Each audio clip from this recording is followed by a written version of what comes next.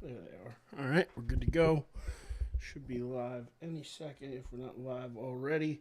Gonna hit the record button, play some music, and we'll kick this thing off. Let's do it. It's good to be back. Back again. Usually with a whole bunch of my friends, but tonight with an esteemed guest, Mr. Erich Pfeiffer, joining me for a little post-Super Bowl extravaganza here. How you doing tonight, my friend? I'm doing pretty good. How are you?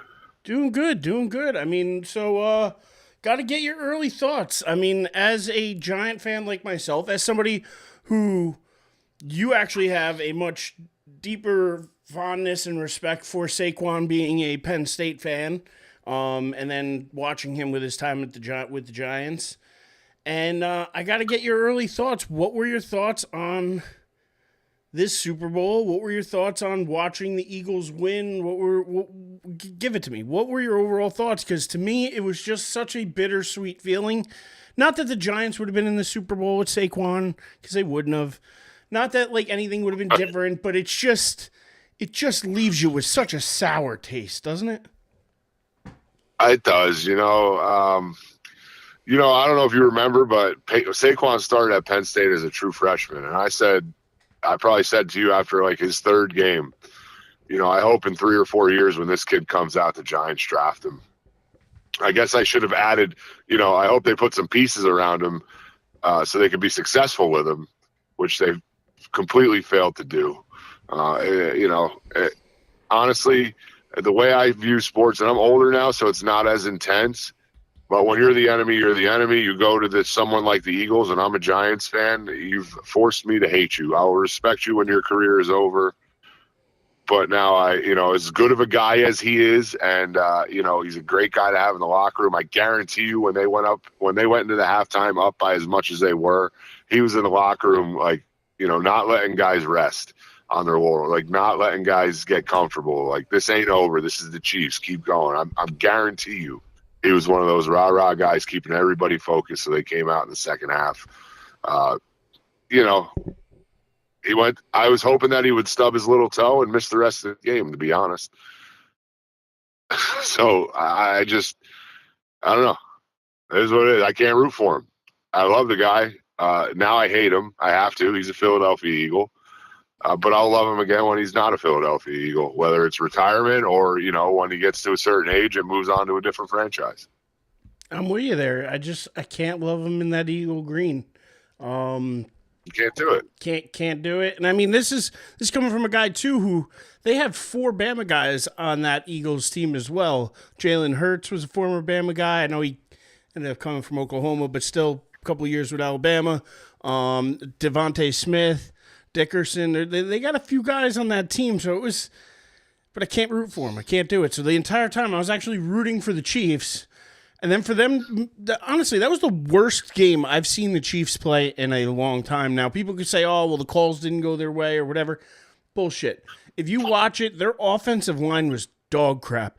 Philly blitzed Garbage. 0 times. 0 times on the day. Garbage. And they sacked them, 6 times? They were one off of tying Well, the Super Bowl record of 7? That's what Tampa did to him when they beat him, too. They rushed 4. They realized that they had a couple of tackles that couldn't block their front 4, so they rushed 4. They clogged up the zones, and they didn't give him any openings. And he was forced to make bad throws. And Mahomes looked pedestrian in that game. And it wasn't his fault. I mean, he didn't have time. But, I think it was Brady kept saying, and I couldn't stand listening to Tom Brady talk at the Super Bowl. And that's another thing. And I don't hate the Chiefs, but I'm saying, like, I like to root, like, if you're a team that's won the Super Bowl 3 times in the last 5 years, 2 of the last 2, I like to root against you if you get back to the Super Bowl. It's nothing personal. I just like to see somebody fresh and somebody new win it. And the Eagles have now made me root for the Patriots and the Chiefs in their Super Bowl appearances. It's just like, damn you. But it makes me hate them even more. But he just couldn't get comfortable. His footwork was all off. They just made him – they brought him down to earth. And he still tried to Mahomes things. Like he got away from it sometimes and just, he played his ass off, dude. Apparently once they went back to the locker room, like he had to get carded somewhere. So, I mean, he left it all out there. You got to give him that. He definitely falls out of the GOAT conversation. I mean, it could be open for interpretation maybe towards the end of his career, but right now it's not even a talk. I actually saw, I think it was Stephen A. Smith said, you got to, after that performance, you need to bring Joe Montana back into the conversation. I'm not going that far. Montana is in. Listen, Montana's in the conversation. He's up there, 4 for 4.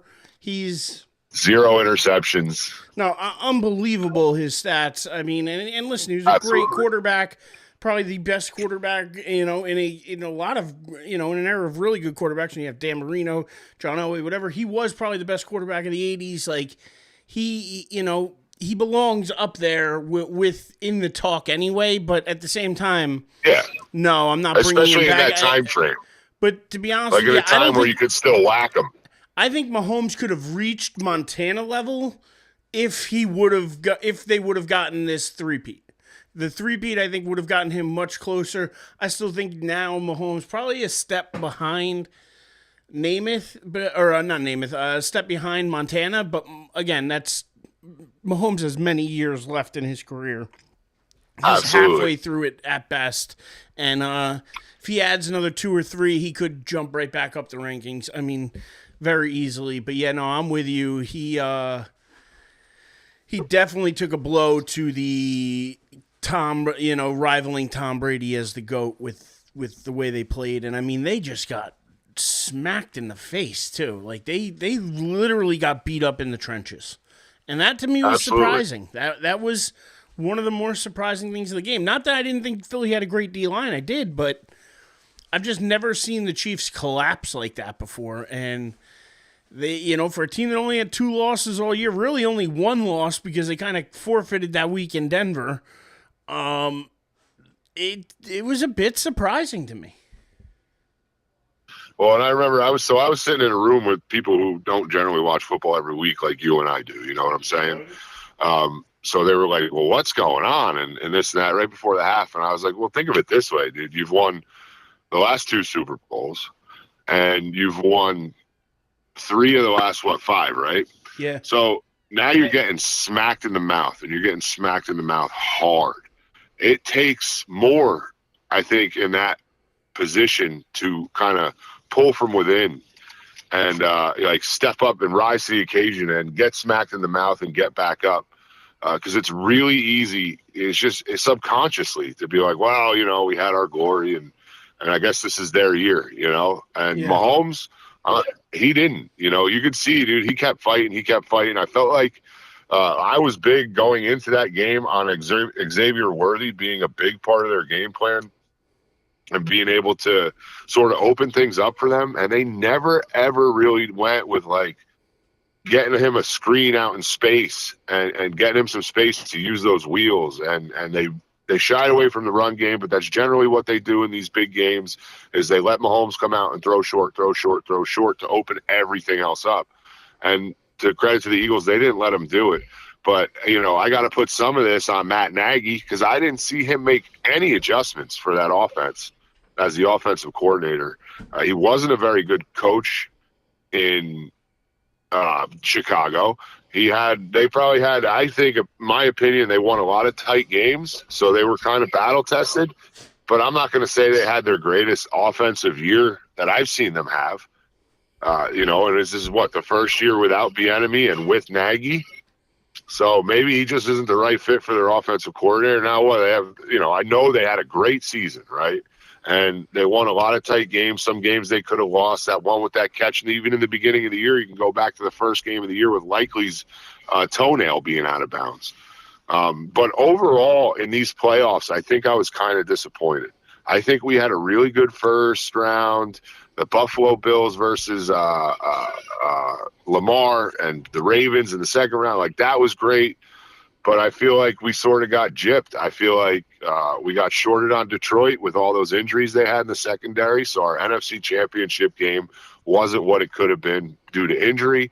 I don't get on the whole Chiefs refs conspiracy bandwagon thing. I'm not one of them. I know you wear a tinfoil hat sometimes, so I don't know if that's in your wheelhouse, but I do No, believe in human error. I think that is just the way it goes in sports. When you have certain figures like Michael Jordan, LeBron, whoever, doesn't matter the sport. When you have the biggest in the sport, like Mahomes is, sometimes they may get another call or two that others may not get. So, I mean, listen, it's all a part of the game. Calls go both ways. Right. In the Super Bowl, the calls definitely didn't go their way. Nobody can sit here and tell you, oh, the refs definitely had it in. It wasn't the way it went in the Super Bowl. So, definitely doesn't fit the narrative there. So, I'm with you. I don't really, as much as I am putting on the tinfoil hat and into the conspiracies, that's just not one that I'm necessarily that big on. No, and there were some iffy calls both. I think the refs went into that game and they called it really tight in the beginning.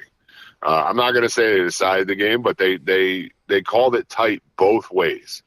Anything kind of questionable, they just threw that flag out of their pocket and made the call, which is fine. As long as that goes both ways. I think where we got gypped, though, in the Super Bowl is, okay, the Bills, they rightfully beat the Ravens, right, in Buffalo. But I think, and this has nothing to do with Mahomes, and again, I'm not a conspiracy theorist. I just think it's human error in a big moment, right? The Dalton Kincaid catch that should have been a first down, and the Josh Allen rush, which, I've seen so many different replays of that some look like he's short, some look like he got it. Either way, I feel like we sort of got gypped out of the best Super Bowl we could have had, because even though they were the 1 seed going in, I do not think that the Chiefs were the best AFC team. Yeah, but I would say the same. No, we got gypped in the championship game because Washington really. I know they had a good week, but they really should have been. That's what I mean. Detroit, and I get it. I get what you're saying. That's what I said. We definitely got. I feel like the playoffs we got gypped this year. Like, out of a great Super Bowl, out of a great NFC championship game, because, like I said earlier, I think Detroit. Philly was the best possible matchup for the NFC Championship game. But Detroit, injuries are a part of the game, and Detroit had to pull guys, out of Acme and say, hey, come play defensive back for us. And their best pass rusher got hurt, broke his leg, so they didn't really have that guy who could, or he had a freak knee injury, whatever it was. They didn't have that guy who could just kind of shut down Jaden Daniels, and he was kind of able to do whatever he wanted against them. And credit to the Commanders for having a great year. I remember that before the year started, there were a lot of sports figures, commentators, sports minds out there saying, we think the Commanders are going to win the NFC East. And I was like, you're crazy. But they ended up having a pretty good season. They didn't beat the best teams along the way, but then once they got in the playoffs, they did what they had to do to move on. But I still think that we got gypped out of the best possible NFC Championship game due to injuries. I feel like if Detroit goes into that game against Washington fully healthy, Washington doesn't stand a chance in hell against them. Yeah, no, I'll agree with you there. I do think we got gypped, even at a conference weekend, because honestly, the conference championship weekend, to me, is really the best weekend of football. Like, that's where usually the two best games are, and, because the Super Bowl gets to be a bit of a spectacle sometimes. And I agree with you 100%. I think the conference championship games are really the last time it's about football. Like, where the Super Bowl, again, spectacle a bit. And, listen, most viewed Super Bowl apparently of all time, I think 127 million, which to me was surprising because I feel like a lot of people turned it off at the half when it was 24-0. So it's definitely interesting. I mean, you got any other thoughts overall about the game? I know there's a little bit of controversy about the one of the prop bets we talked about from last week, and that's the over-under on the national anthem. Some people had it, stopwatched at just under 2. Some people had it stopwatched like right over 2. So there's a little bit of controversy. I'm not sure where the books ended up with it because the books that I can get on here in New Jersey, I wasn't able to find that one specifically, but I do know that the over-under there was 2 minutes, and I know it came in like right on time. So I wonder how that played out. But do you have any other thoughts about any of the other stuff going on around the Super Bowl, or just thoughts in general about the weekend? I was obviously Eli Manning won the kick of destiny. Great job, Eli. Uh, I'm just kidding, but no, I didn't really have any other thoughts on it. There's I feel like the halftime show is very polarizing. There's a lot of people out there who say it was the greatest halftime show ever. There's a lot of people out there who hated it. I'm sort of like in the middle. If I were a fan of his music, so like, we're old, bro. We're 40, right? We are old. So for me, the best halftime show I've seen in a while was Dre and 50 and Snoop and Eminem and those guys, because that's kind of what I listened to when I was younger. By the time Kendrick Lamar came around, I wasn't really listening to new hip hop. I was kind of stuck in the stuff that I listened to when I was growing up, right? Mm-hmm. So if he were one of my guys that I listened to or whatever, I'm sure I would have loved it. But again, I thought it was hilarious that he was. I have a friend of mine who was at the Super Bowl party that I was at. It wasn't a party; it was a little get together, of people close and whatever. Mm-hmm. He was a Kendrick Lamar fan when he first came out, because that was kind of his when he was younger, right? And he said that the fact that they actually let him do that Drake diss song was absolutely incredible. Like, he didn't think they were going to be able to do that because of what he's calling him out as and everything. I don't know if you know the background behind that. Yeah, the whole No, I know about the background. I know about the beef. Watch Your Little Sister and and A minor and basically calling him a pedophile, or there's a defamation lawsuit out against Kendrick Lamar by Drake, which to me is insane, because when I was growing up, rappers didn't file lawsuits against each other for raps. They just came back at him with something else. You know what I'm saying? Well, that just means he's got nothing else to come back with. I guess, I don't know. It's just a different world. You know what I'm saying? But I think maybe if it was somebody whose music I actually listened to leading up to it, I probably would have enjoyed it. Yeah. I thought the choreography was cool and all that. And then I noticed there was a very patriotic theme, and I think that again was a slight diss on Drake, because Drake's Canadian. So I feel like the whole having Samuel L. Jackson there is like Uncle Sam, and the dancers Uncle behind Samuel him, L. Jackson, right? And then but then all the dancers behind him were in red, white, and blue. He was wearing red, white, and blue. So I just felt like it was very like patriotic and kind of like almost like a diss on Canada, and I feel like there was different levels to the way he was trying to diss Drake during this performance. And yeah, absolutely. And he brought out his ex-girlfriend. Yeah. Oh yes, two of them, because I think SZA and Serena Williams are both exes of his. And they were, so I mean, there's lots of levels to this. But I'm like you. I didn't grow up listening to Lamar. I didn't hate it. Again, but again, it wasn't for me.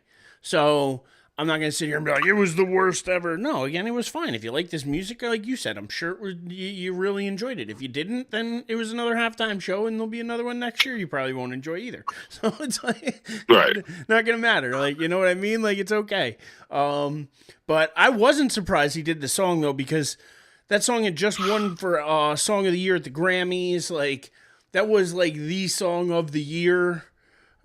So with that said, I couldn't see him not doing it. Now, I thought maybe they would have censored it a little bit. Maybe they would have left that part out, or, cut around it or something else, but they didn't. And to be honest, I'm okay with it. They didn't say the word pedophile. They kind of, they did edit that a little bit naturally, though. I think they did it well. Yeah. But they did leave that part out. But other than that, the whole thing was there. Yeah. So it was pretty wild. To me, it's like, and the crowd got into it. The crowd was singing it too. The crowd, especially that part that you're talking about, the crowd literally sang that along with him.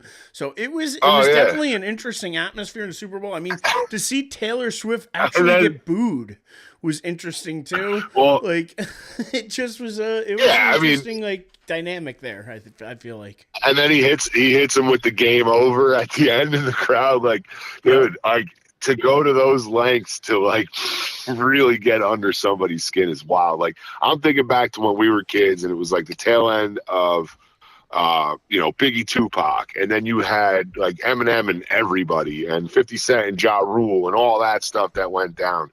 And I'm trying to picture those guys putting on an entire Super Bowl halftime show aimed at just dissing somebody they don't like. Like, Right? I don't know, man. I'm sure to like Kendrick Lamar fans and the people who are on his side in this whole thing, because there's obviously Drake fans too. Like, I'm sure that they were like loving every bit of it. Because I used to love listening to Eminem and 50 and them go in on Ja Rule because I thought he was, fake. I thought he was, that's besides the point. But you know what I mean? Like, to Kendrick Lamar fans, they probably thought that this was absolutely, one, amazing, and two, hilarious. Oh, yeah. Because I thought it was pretty funny. I'm go with to you. those That's where, lengths, to dude. me, I didn't hate it because I still got some entertainment out of it just because of the way he was dissing Drake still. It just, to me, was it was still entertaining. It was. Absolutely.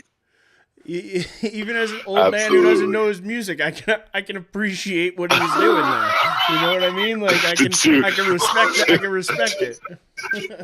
To hundreds of millions of people, dude. Like, yeah. Like, nobody who knew before, like, everyone who watched that has at least figured out what it was all about by now, whether they liked it or not. Yep. Absolutely. Absolutely. That's wild to me, dude. Like, to the lengths that he went through.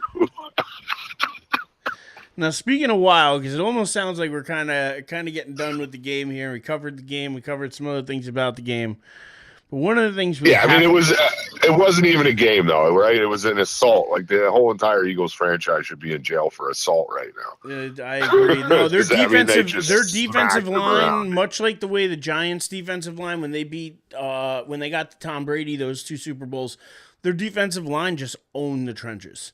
And that was honestly the key to the game, because as long as that front four was putting the pressure on Mahomes, they had everybody else back in coverage, and he couldn't find anybody. There wasn't anybody there. The timing was off. It threw everything off, and you have to give big time credit. I know Jalen Hurts got the MVP, and it was well deserved too, in my opinion, for the way he ran the ball, for the way he threw the ball. Absolutely, he was the man on the field. So, but outside of him, it's that defensive line.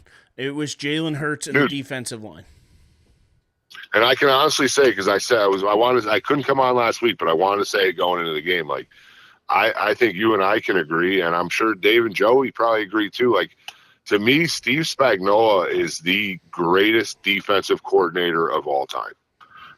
What he's able to do with just like even in that Bills game, he just knows exactly when to dial up the right pressures to get to the quarterback. And I honestly thought that their defense had a great game plan, and I thought their defense played really well in that game, other than the fact that they just were on the field so much. And eventually, there's a pick six, and then they got a short field. But honestly, like, the 40 points that were given up, to me, that was not on the defense. Like, to me, that's on Matt Nagy and that offense. Yeah, I'll agree with you there, and I agree with you about Spags. I don't know about Dave and Joey, but I will say the one person I'll shout out, though, from last week on the predictions was Joey.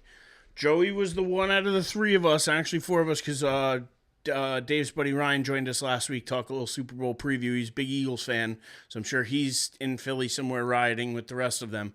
But Joey was the one who predicted it right. Joey called it as a blowout. Joey said Philly was going to kick the crap out of the Chiefs. He didn't even think it would be close. He thought it was going to be a runaway. Joey has to get the props. He was the closest and the most accurate by far on predicting this game. So I believe he took Philly and the over in the bet as well. So I mean, everything, Joey crushed it on his Super Bowl prediction. So he's not here this week. Hopefully he's back with us next week. But shout out to Joey, because he's got to get the props for pretty much being the only one of the team here so far to really call that right. Because the rest of us all thought it was going to be a close game. We all thought one score, whatever. Joey was like, nope, this is going to be a blowout. This is going to be over. So in my head, I thought Philly was going to win, right? But in my heart, I wanted the Chiefs to win because I never want to see Philly win. But I did think Philly was going to win, but I had no way, and there's very few people other than Joey, even professional sports broadcasters, who were willing to call that game a blowout, and I would not have been one of them going into the game. No way. I wasn't. I thought it was a one-score game, easy. I thought it was going to come down to one of the final couple possessions, and Joey was the one who sat here and was like, no, blowout. I see it as a I, blowout. I mean, I spent the whole first half waiting for that momentum-changing play from Patrick Mahomes and the Chiefs' Yep. offense. Like, I don't know if you felt the same. Like, but Yeah, it that never whole came. first It half, didn't I'm come sitting there until like, 2 minutes to go in the fourth quarter. It felt like, and then all of a sudden the right. bombs And were I was like, flying, and they were catching. And then all of a sudden they're scoring. It's like, but now it doesn't matter. in that first half, I'm sitting there like, all right, it's coming on this drive. Oh crap, he got sacked again. It's coming. It's coming. Oh shit, he just threw an interception. Like, what is going on? But that whole first half, I'm thinking, all right, they're going to tighten this up before the half. They get the ball back, and before we know it, we're going to be in a one-score game, and it just never happened. Nope, never happened. And unfortunately, that's why this will go down as this to me was very reminiscent of. Remember that Super Bowl was probably about. Oh, it's got to be about 10 years ago now, maybe even 12 years ago with the Broncos and the Seahawks, I believe it was, where it was just a blowout from pretty much the start. Yeah, from end to end. And that kind of reminded me of this game. Like the Chiefs were just never in it. The Eagles went down, scored 7-0. Next thing you know, it was 10-0. Next thing you know, 17-0, 24-0. They never got going, and it just to me was one of those Super Bowls. And listen, the Super Bowl has been prone to blowouts sometimes. I think there's only been one overtime game in Super Bowl history, so these games aren't always the closest games, and unfortunately, that's why we say Conference Championship Week is really the best week of football. But let's be honest. Like Conference Championship Week is for your diehard. We watch every Sunday football fans, NFL Red Zone guys, or at least those guys who are watching their team for 3 to 4 hours on Sundays. Mm-hmm. The Super Bowl is geared to be for the casual fan. Plain and simple. Like I go into the Super Bowl every year, and I'm like, all right, this is going to be like, this isn't like sitting down and watching a football game to me. This is a lot of mumbo jumbo. You hear comedians like Bill Burr talk about it all the time. It's like, I don't want to go to a Super Bowl party because everybody talks during the game and then they shut up during commercials, and that's not the way it should be. Yeah. So. I mean, not where I was. Everybody watched the game where I was, that's why I go there every year. Plus, it's Aunt Sue's, dude. Aunt Sue's. I love Aunt Sue's. So it gives me a reason to go over and spend time with them. And so, I love that that's part of my Super Bowl tradition. So that's what makes the Super Bowl special for me. But it's definitely not the game unless the Giants are playing. I enjoy the conference championships way more because that's more for your fan that's watching every Sunday. Absolutely. Couldn't agree more. But speaking of every Sunday, and where I'm going to transition us to now, because I got to get your opinion on this. We talked a little bit about it in the group chat, but it can't not be brought up because other news broke this weekend, and I'm calling it the Knuckleheaded News of the Week. And that's going to be another blow to our New York Giants.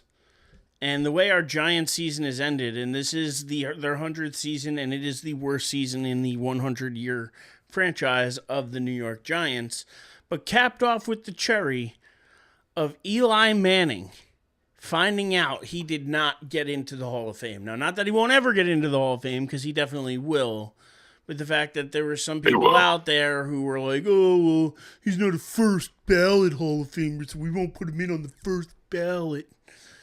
One of those people. So unfortunately, it was disappointing news for Eli, disappointing news for Giants fans, because honestly, to me, it's New York bias, it's hate. You could look at the quarterbacks that are in the Hall of Fame. He's better than 90% of them.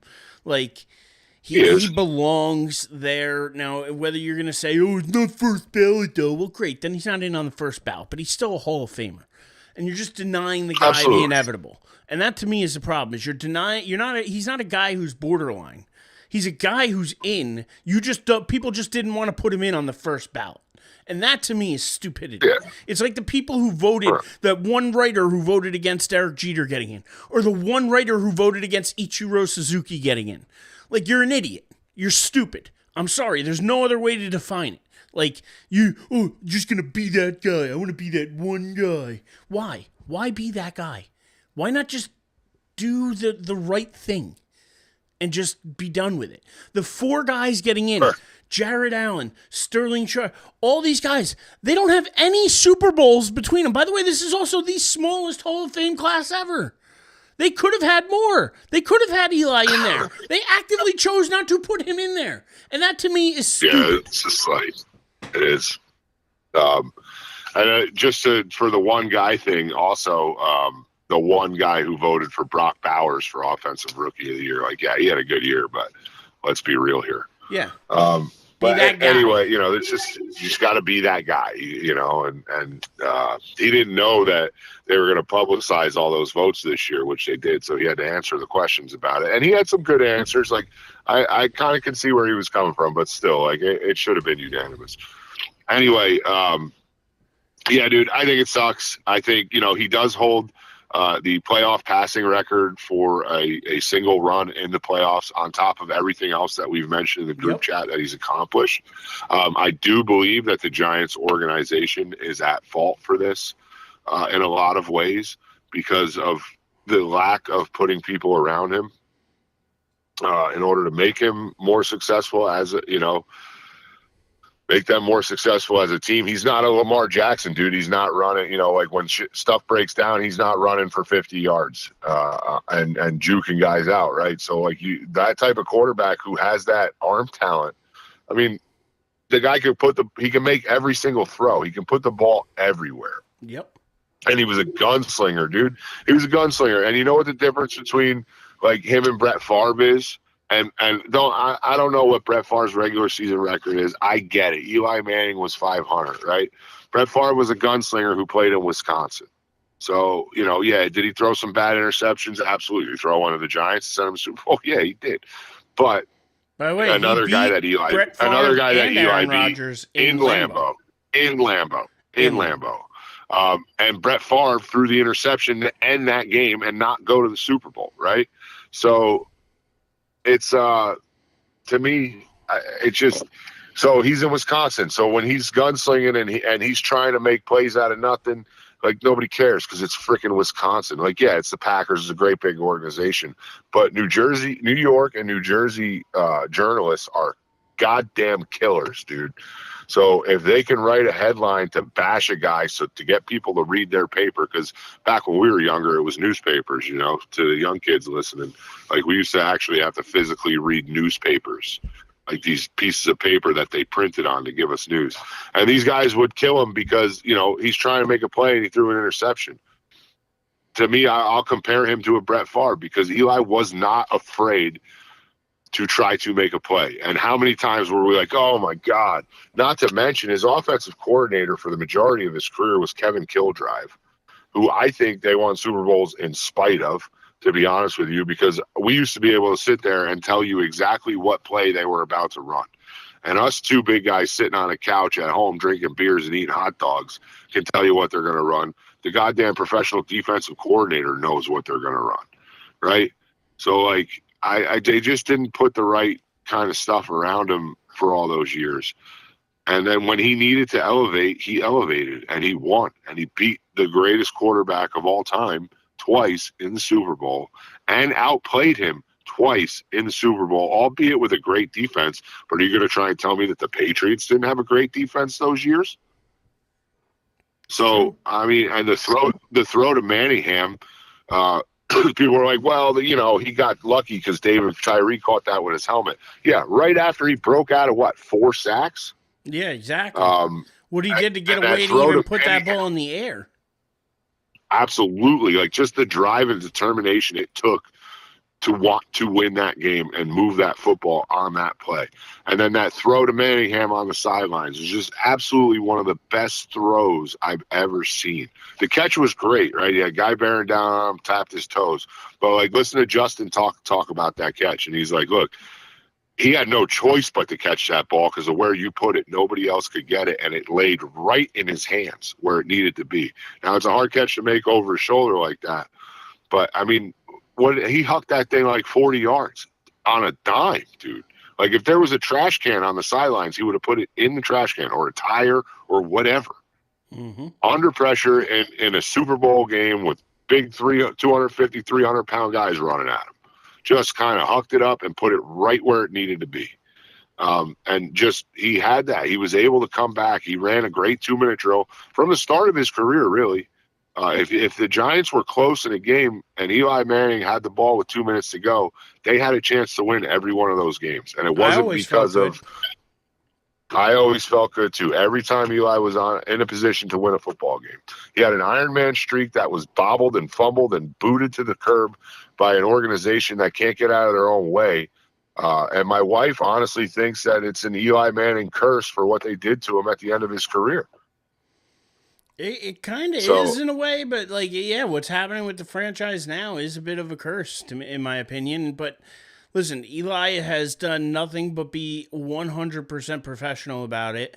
He's even still hangs around the team. He wants to be a part owner of the team. He's made comments in the recent past about that as well, and about how he'd like to be a minority owner in the team, and that he works in the front office. Yeah, listen, it's good all around to have him around the franchise, but the fact that he's not going to be in Canton for at least another year, to me, is just a bit silly.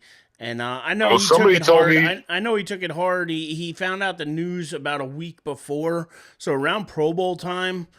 He found out, and for him to still go through all the Pro Bowl stuff where he was coaching in the Pro Bowl and all that, and then the kick of destiny and everything else, and to keep the smile on his face and to show up and do everything that he did. Listen, the man is nothing if not professional, and he deserves all the praise that he's gonna eventually get, because there's no denying eventually he will be in the Hall of Fame. I don't care what ballot. You want to know something I heard? And I don't know how true it is, but I heard he's not even on the ballot next year. See, the NFL is a little bit different. I don't know how the ballots exactly work. So I don't know if it's like first timers go on a certain way and then everybody else goes on a certain way. Like, I don't know how that works.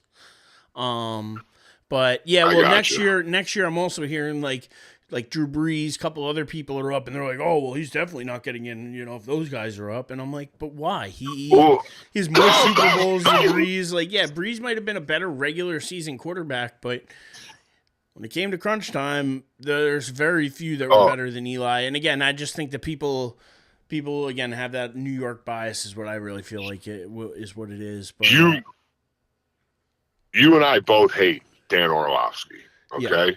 For the smartest thing I ever heard that guy say was after Eli didn't get in, and he started talking about all those things. People talking about Drew Brees and next year, and this guy and that guy and Aaron Rodgers, and he said, "But how are you on one hand going to hold quarterbacks to a standard where their career is good or not if they win the Super Bowl or not, and then take a guy and say he's not a first ballot Hall of Famer who won 2 Super Bowls?"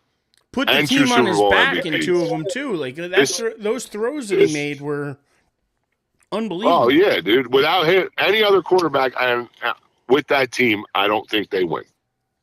I agree. Maybe Tom Brady, right? Or whatever. But I don't know, man. You just have to have that certain thing in those situations where it doesn't phase you. And that's where, like, everybody always used to rag on him for the Eli face. But, like, to me, that was a guy who was just ready to go back out there and do it again, like short memory type stuff. You know what I mean? Like, he doesn't show any emotion. That's good because he's a stone cold killer, dude. He's a stone cold killer. And that's what he did in those Super Bowls and in those playoff runs. You can't forget the whole playoff run, too. Like, the Hall of Fame ain't about the regular season, dude. Yeah, he's a 500 regular season. Oh, he was never up for Super Bowl MVP, not even in the conversation. I don't give a shit, dude. That ain't what the Hall of Fame is about. It's about guys who are in the biggest moment who make it happen, in my opinion, especially with how many people get in now. Of all the people they put in there who are okay, like, they're going to need a whole new wing. Like, they should, like you call it the Hall of Very Good. I really think that they should separate it. They should separate it. They should build a separate building and put the very good in one of them and put the great in the other. I'm with you. Find some separation, because everybody can't be in the Hall. And eventually that's the way it kind of is with football, because there's a minimum. Who has a minimum? Like, if you're going to have a vote, have a vote. And those who get in based on the vote get in based on the vote. But to have a minimum amount of guys that have to go in every year. It's like, well, what if there are certain years where nobody deserves to go in? Now we have to let Yeah. 4 of them in. Like, well, now we can't make money on the ceremony, though. You know what I mean? I know if you don't have a ceremony to have, then there's no. Yeah, so you gotta have a minimum. So you gotta make money. So, but yeah, no, it absolutely is. And to be honest, this whole Giant season was bullshit. So now, I mean, really, all we have to look forward now is towards the draft. I want to bring up one other thing with you real quick because I'm hearing some heavy rumors out there, and I sincerely hope that they are not coming true. Are you up to date on the rumors of Matthew Stafford to the Giants? Well, from that, you know why that has come about, right? Well, they hired his brother-in-law recently, I heard. Okay. But it came about because of an interview with Malik Neighbors. And Malik Neighbors said that if they were going to take a rookie quarterback, he would want a veteran quarterback in the room, possibly even start the year to kind of give that rookie quarterback a chance to see a professional do it and all that stuff, right? So when they asked him who, he said Matthew Stafford. So that's where this Matthew Stafford thing is blown up because Malik really likes the way Stafford throws the ball and the way Stafford understands defenses. Because you look at Malik Neighbors, like he's probably one of the smartest rookie. Like there's guys who are dynamic when they come out of college, but he's one of the smartest rookie wide receivers, like a Devontae Adams type, like knows what the defense is doing and knows how to find soft spots. So I think that's why he likes a Matthew Stafford. He likes the way he throws the ball. And he likes that Matthew Stafford also likes to find those soft spots. He also mentioned that if Stafford comes, they may as well bring Kupp in too, which is all right. You know, I mean, that'd be interesting. It'd be interesting. I don't want any of these rookies. We do need a bridge quarterback, I think. I don't want Shador. I don't want Cam Ward. Jackson Dart, whatever, you take a second round flyer on him. I don't think it's worth it. He's going to end up going in the first. Mark my words now, and I hate even saying that because he doesn't belong there. But somebody's going to get desperate enough, trade back up, and take him late in the first. Jackson Dart. I just personally do. Like, people think I'm nuts because they got Thibodeau and Burns, but I want Abdul Carter. And I know I'm a Penn State fan. I wanted Micah Parsons. Right back then, I gotta hate him because he's a Cowboy. Like I gotta hate Saquon because he's an Eagle. Oh, you know why Parsons hates the Giants even more, right? Is because apparently the Giants told Parsons that they would take him if he was there at 11, and instead they ended up trading back and took Tony instead. And he's always been bitter at him for that because he thought he was going to New York. Yeah, dipshit Tony.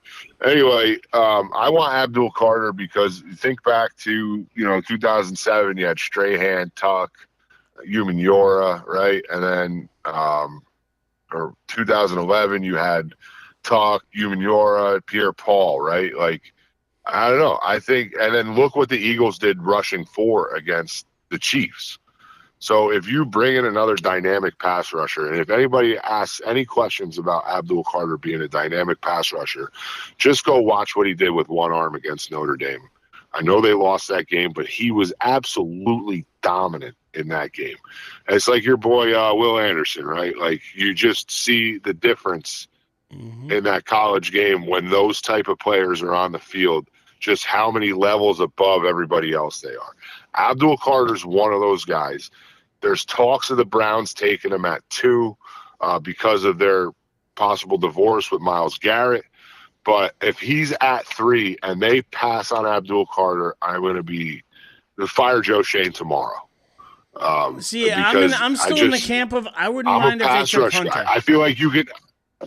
I still wouldn't mind because again he's one of them. He's hyped. He is hyped, but he's got talent. If you watch any of his highlight, you watch any of his games, kid's got talent. And whether it's at cornerback or whether it's at receiver, I like the fact that he plays both in college. I wouldn't want him to play both in the pros.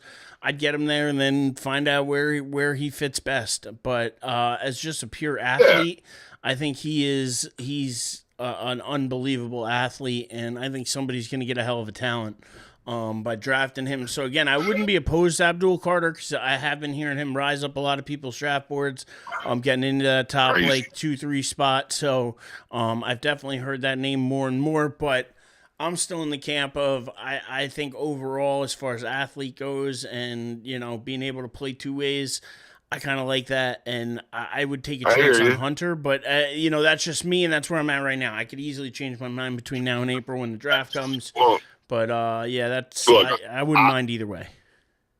I hear you 100%. And my whole thing with the Abdul Carter and the Burns and the Thibodeau thing is, and with Dexter Lawrence, it's like Dexter Lawrence is going to be clogging up your middle, right? Like all the time, 100%. But think of what you could do to an offensive line and an offensive line coach and an offensive coordinator. And if you have three of those guys who can just absolutely dominate a pass rush, with a guy like Dexter Lawrence who can stop the run. And, Burns ain't too shabby against the run. Carter played the run pretty well at Penn State. So, Thibodeau you didn't get have them the into best those. year though.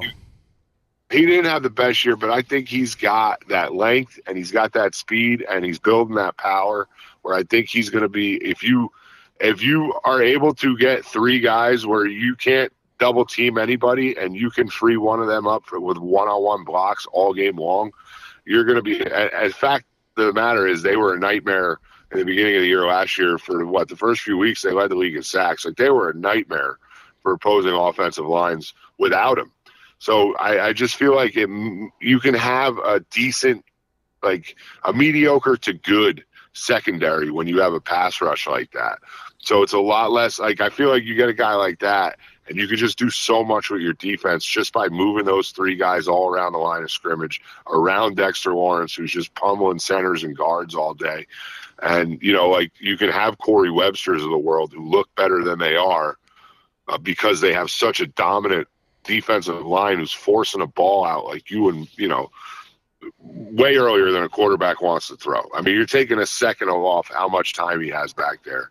I always think back to that NASCAR package because that's a big factor in helping the Giants those two Super Bowls.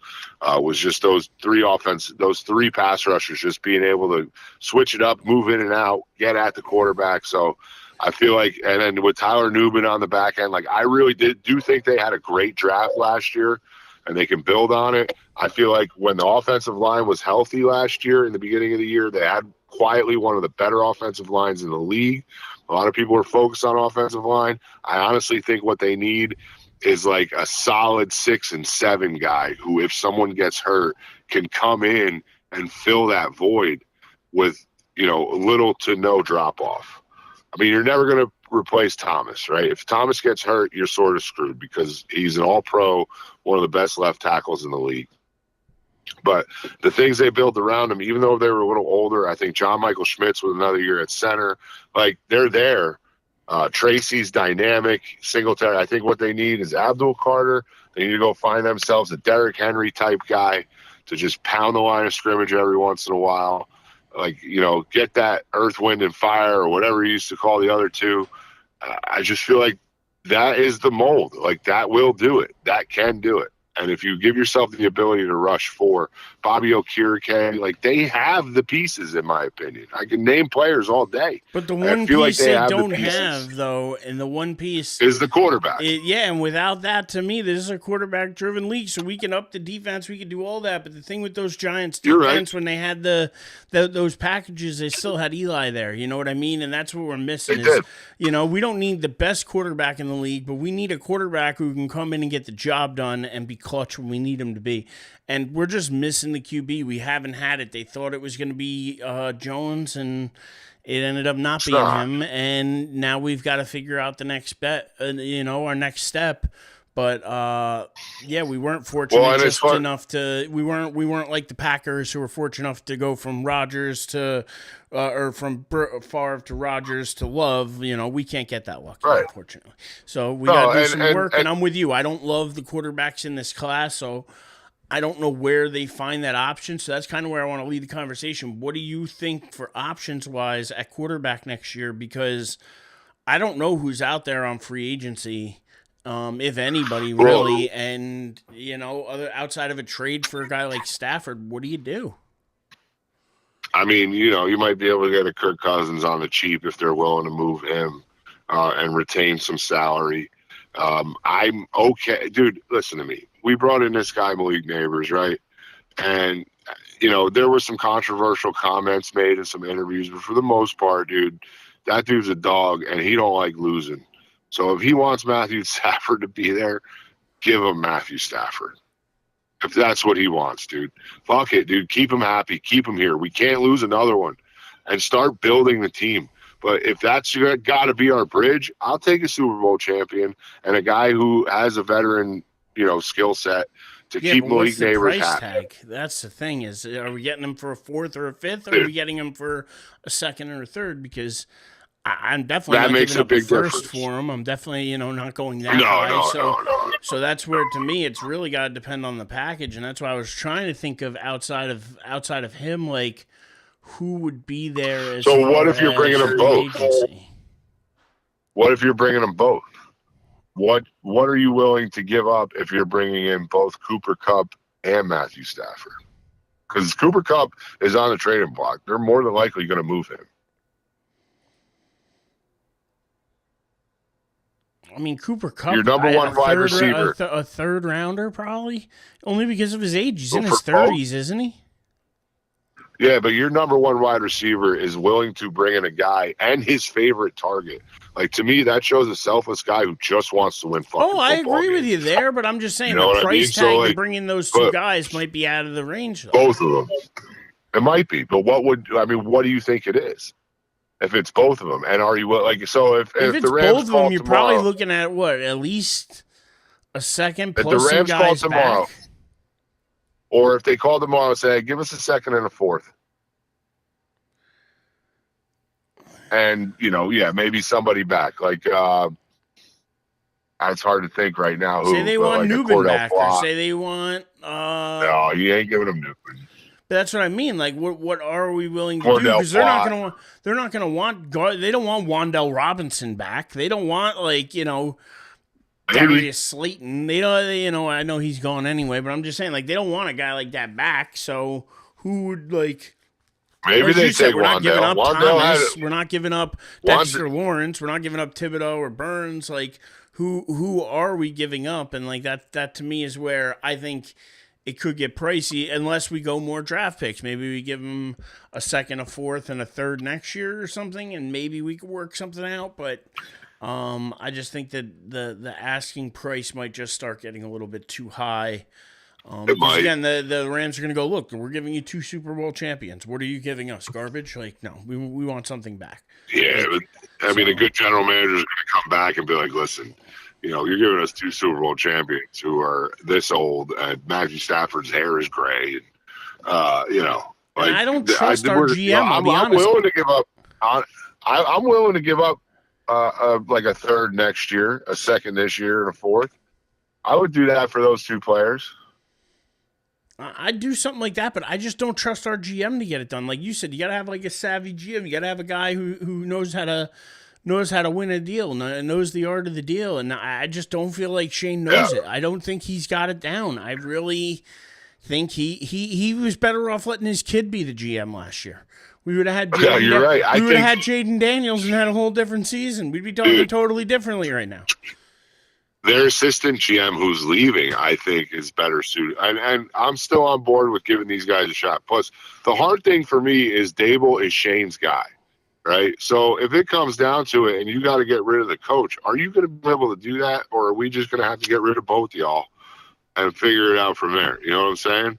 Because to be honest with you, I wasn't completely impressed with Brian Dable last year. No, he took a big step I didn't like back. the way he carried himself. Nope. I didn't like the way he carried himself. I didn't think he was a good play caller. I think they should have got rid of Mike Kafka and brought in a better play caller as opposed to having Brian Dable call the plays.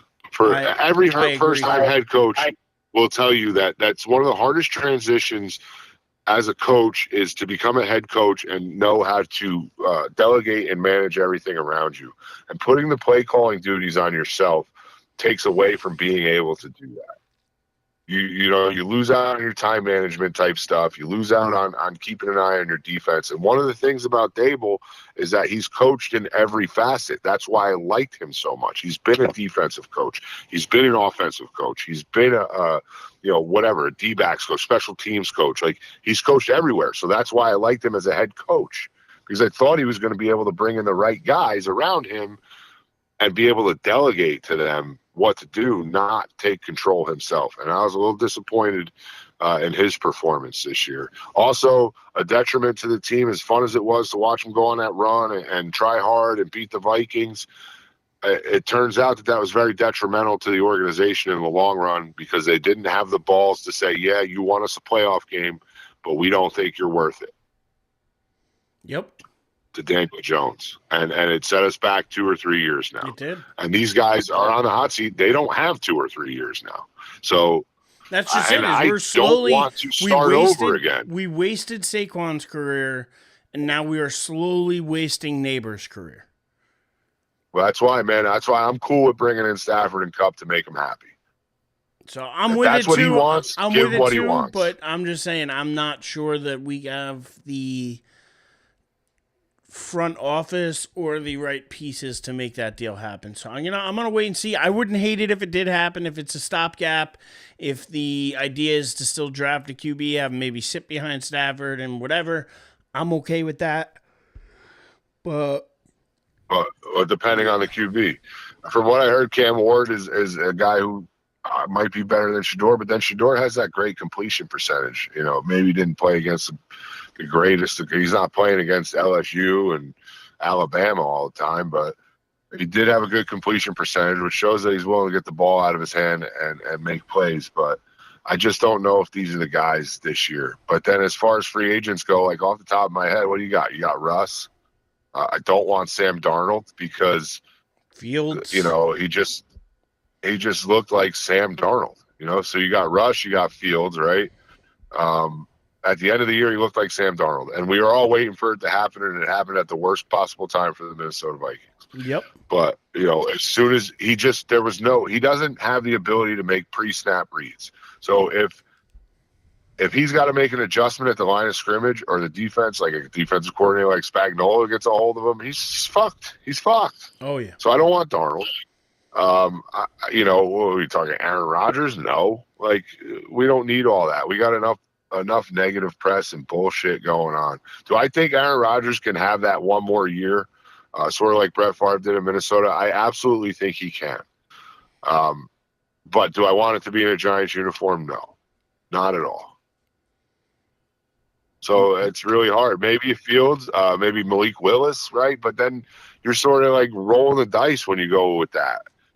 There's a reason that an NFL team went away from Fields and went to Russ. He just does not throw a ball that NFL receivers like to catch. Whereas Russ just throws a better ball. And that's why we need somebody who goes out there, reads a defense, and throws a good ball. We don't need anyone right now who's figuring it out.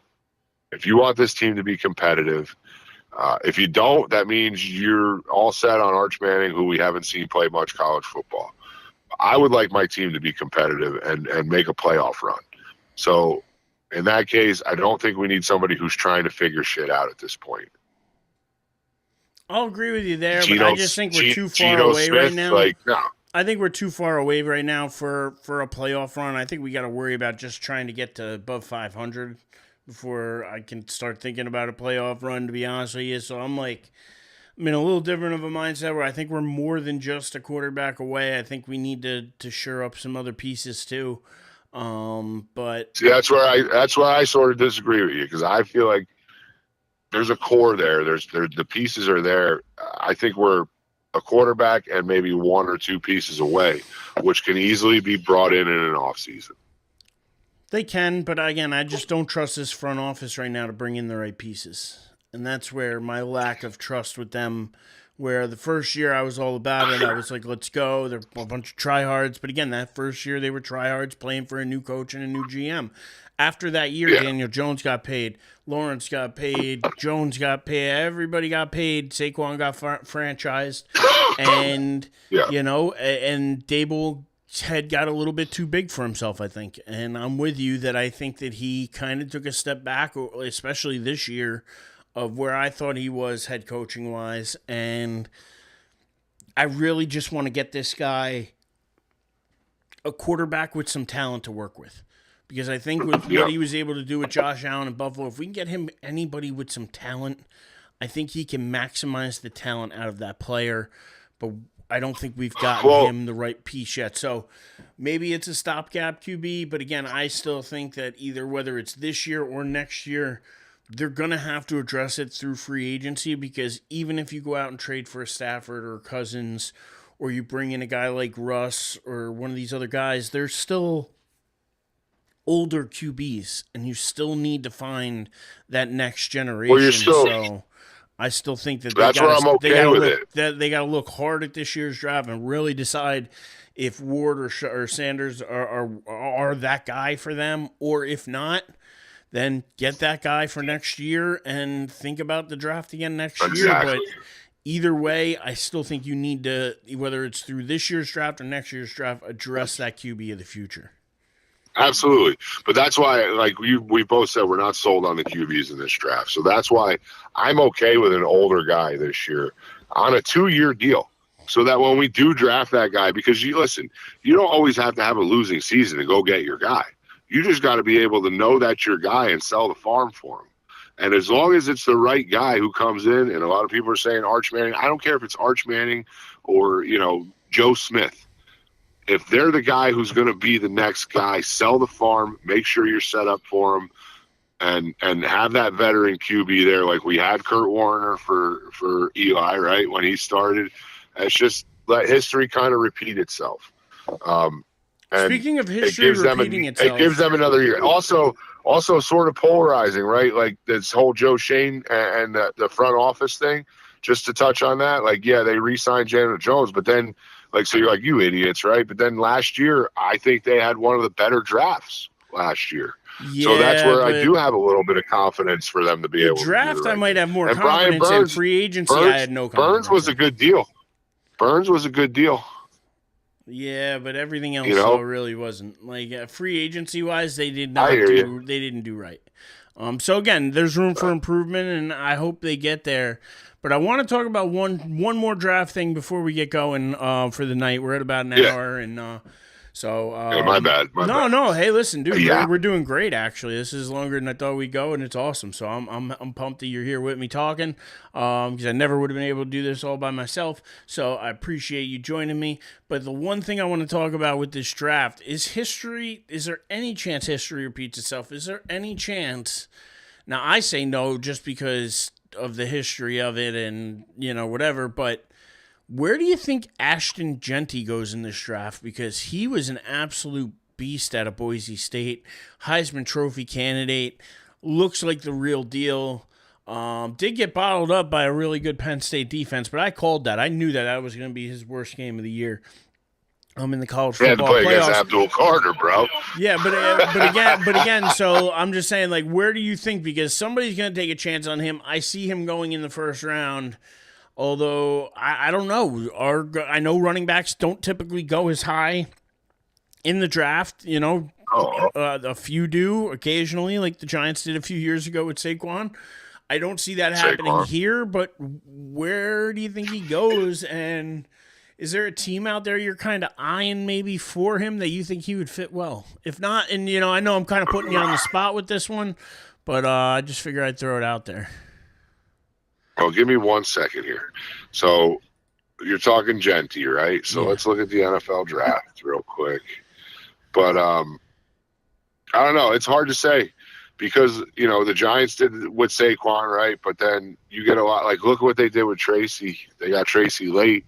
And he looks like he might be a good player for years to come. Now, obviously, it was his first year, and we got to see what happens. And that running back's been devalued a lot over the last bunch of years, too. I feel like New England could use a running back, but they're drafting way too high.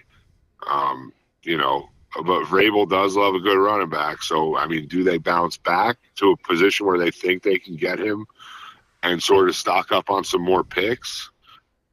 Because they have their quarterback. A lot of people have talked about New England trading back. because they have Drake May. This is the guy that they think is their future. Um, so I've heard, if they're not going to take Travis Hunter, there's a chance they move back. But maybe New England moves back to a position where they think they can get him, or they move back to a position where they think, we can get him. But then if they see somebody else might be taking him, they bounce back up a little bit, but just sort of stockpile some picks to sort of try and build that I got team a team in for their mind. new head coach.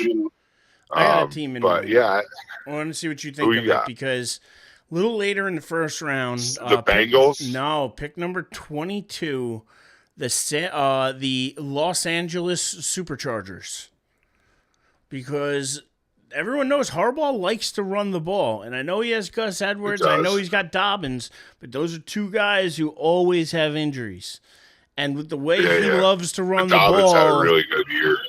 Yeah, Dobbins had a good year, but again, he's not a spring chicken. Like he's been around, for a while now, Dobbins. So I mean, I could see with number 22 them possibly going Genty only because of the way that Harbaugh likes to run the ball. Like I'm just gonna throw that out there that maybe that could be a good fit, another weapon for Herbert out of the backfield, and I don't know. I just that one to me intrigued me the most when I was running down the list of the draft here. Yeah, I mean, I'm having, like I said, I told you earlier, I don't get very good service, but I'm trying to see where the Bengals are picking because you got to remember they 17. were chasing. Yeah, so I mean that might be a team who takes them before them because they were rolling Zach Moss out there last year with Chase Brown, right? And to me, Chase Brown's a great change of pace, get him out of the backfield, get him in space kind of guy, but he's not going to be your every down pound the line of scrimmage. So, maybe you got Genty and then Brown's his complement. I could see Cincinnati looking that route too. I wish Dave was here. I would love to ask him about the Cowboys at 12. Any chance they would go that route? That's a very good possibility. It's a very good possibility. Dowdle had a couple of moments last year, but he did not look like a top-tier running back. And I really think they're kicking themselves because they didn't give Pollard that extra year to get healthy. Yeah, I'm with you. His Pollard looked good last year for Tennessee. So Dallas is also a very interesting piece. I wonder how Dave would feel about that if they went and did that. Like I said, I'm having trouble pulling this up. The Panthers got their guy. Here we go. Titans, Browns, Giants, Patriots, Jaguars. Let's get outside the top 10. Saints, 9, if you're looking at a top 10 team. They still got Kamara, though. They just re-signed him. For how long? Because he's not getting any younger. 2-3 years, so I think they're kind of locked in. So I don't think it would be them, but maybe. Bears. The Bears possibly. But again, they're not sold on Swift. Swift didn't have the best year for them last year. No, I think they got to go line or something though. They got to shore up around Caleb Williams. They gave him all the weapons last year, but I don't feel like they gave him the line to go with the weapons. Same thing with the Dolphins. I mean, the Dolphins could probably use them because they're not. They got that young kid they brought in last year though, and then they have Achane. Yep. Falcons, no way. The Colts are still JT, right? Yeah. Cardinals got their young guy in Benson. The Bengals are interesting at 17. Seahawks, no. The Bucks got their Irving. 2 guys. Mm-hmm. Broncos are an interesting one because I don't know how sold they are on Javonte Williams because he Yeah, that's an interesting one too. Sean Payton. Steelers got there too. Even if they move one of them, they still got the other one. Chargers are interesting, like you said. No Packers. The Vikings had Aaron Jones. Texans, I think, are very happy with Joe Mixon and Pierce behind him, too. The Rams are good where they're at. The Ravens obviously aren't moving on. The Lions got their 2 guys. Commanders got their guys. Bills got their guys. And he ain't getting that far down anyway. But, no, exactly. Yeah, I think there's probably there's a handful, right? So we got Dallas, like you mentioned. Dallas at 12. The Bengals, like you mentioned. Bengals at 17. The Broncos at 20. And the Chargers at 22. Yep, I think that's the handful right there. Who could use them. I mean, do they? It's all gonna gauge on what they want to spend their first round pick on, because they do have other needs. Like running back's not their top need. Right now, I'm looking at with Tennessee on the clock. They have Abdul Carter rated as the number 1 overall, best available. Really? Mm-hmm. Looking at ESPN right now. So, just interesting. I know we got a ways before the draft. We still have free agency before that. The way the NFL is structured now, they have something going on every single month of the year. So even though the Super Bowl was February, don't worry, because March starts the offseason with free agency and everything else. And then by April, we hit the draft. By May, we're into OTAs. By June and July, we're into training camp and everything else. It goes quick. Football will be back before we know it. But this was one hell of a season, one for Giants fans to forget, one for Philadelphia fans to remember. Let's just hope that they can learn to not burn their own city down next time they win a championship. But I mean, they eat horse poop. They throw snowballs at Santa. They have jails in their stadiums. They're a crazy bunch down there. So I just Philly, just take it easy, will you? Take it easy. Hey, real quick, too, I ruled out the Steelers, but Najee Harris is projected to be a free agent, and, maybe they're not sold on Jalen Warren being a number 1, so the Steelers are also an option for Genty. I would agree with that. Big guy. I didn't know that Harris was up to be gone, so that's definitely an interesting place 21. as well, because they love to run the ball with Pittsburgh too. So, and they have a nice, fresh young back. It sounds like something that's up their alley. So definitely, definitely worth it. Well, my friend, I appreciate you joining me here tonight. I had a lot of fun talking with you, talking some sports, talking football. Even though it was a rough season for us as fans, it will hopefully be better, and that's at least what we could look forward to. Is this year's past us, and we're already on to next year. And next year, all I can say is it's got to be better than this year. It can't get any worse, right? I mean, it can, but if it does, dude, we'll be wearing bags over it. I tell you what, if it's worse next year and the Eagles win the Super Bowl, I don't know if we're man enough to come out here and do this the next Tuesday after. Right? It was a little tough doing it tonight. I mean, it's tough admitting that Philly is the best out there right now, and they're are the champions. Top. They are at the top. The only thing I can say is the trophy is in the NFC East, and at least we are in the division where the title is held. That's the only sliver of grace that I see here. The only thing that I can really hold on to. Yeah. And honestly, credit to the Eagles organization for all the turmoil and things that we heard about this season, and the inner workings of the locker room that we heard that weren't going well, that they sorted out.